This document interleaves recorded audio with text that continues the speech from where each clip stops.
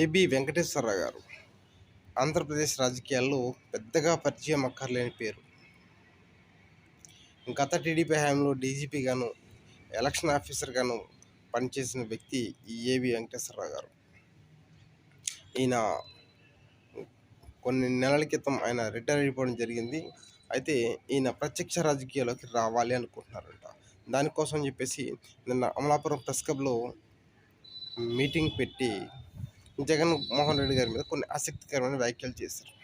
అవి ఏంటి అంటే, జగన్మోహన్ రెడ్డి గారు అర్హత లేని వారికి పదవులు ఇచ్చారని చెప్పేసి, జగన్మోహన్ రెడ్డి పరిపాలన వల్ల రాష్ట్రం ఎంతో నాశనం అయిపోయిందని చెప్పేసి చెప్పడం జరిగింది. అయితే ఈయన మాత్రం సర్వీస్లో ఉండగా డైరెక్ట్గా టీడీపీకి కొమ్ము కాయచ్చు, కరోనా అడ్డం పెట్టుకొని సర్పంచ్ ఎంపీటీసీ ఎలక్షన్స్తో ఆటలాడుకోవచ్చు.